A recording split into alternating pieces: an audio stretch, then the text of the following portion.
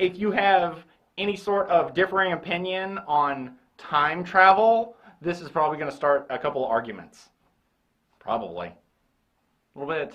Okay, so I'll tell you right now what's going on in the personal life of Dave. My wife and I had our very first fight ever over the physics and principles of time travel when we went and saw Terminator. Very first fight ever. Voices were raised, diagrams were drawn, snarky remarks were made. It got intense. Future Diary may have exasperated that argument because we pretty much watched this right after Terminator. So, if you know someone like that, maybe you shouldn't watch this. Or at least don't watch it with them. Okay, so here's what's really going on.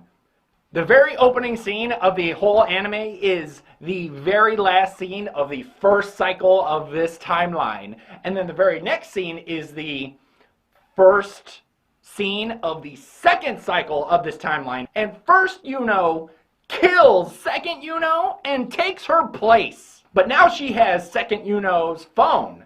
So it gives the same exact information, only there's a slight name change. But other than that, it's the same exact phone. So she's running around with two future diaries. So if one happens to second Yuno's phone, she doesn't die. Which is really smart, fucked up, and kind of cheating.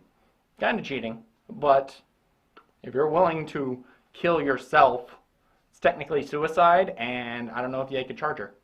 And let's not forget, the reason she's freaking out over what appears to be dead Yuki is because that's dead Yuki. And first cycle Yuki said, hey, let's not become gods and let's die together. And Yuno said, okay, only didn't. And decided to become a god just so she could bring Yuki back to life. Turns out you can't bring anybody back to life. So she went back in time to try again. Like really fucked up Homura. Homura is not that fucked up. Yeah, she blah, blah, blah, whatever. No, seriously. She killed herself. She killed herself. That's fucked up. Homura never did that shit. And it's not like Yuno became fucked up when she started playing the game. She was already kind of fucked up. She spent at least a few years of her life kind of in a cage. And then when she got the opportunity, she locked her parents into it and starved them to death in a cage and just left it there. She would just go in there and sit and talk to her dead-ass parents. Like fucked up Norman Bates style. Like, don't rely on her for anything. Like, you should get away from her as fast as possible. Everybody, now. Evacuate Japan!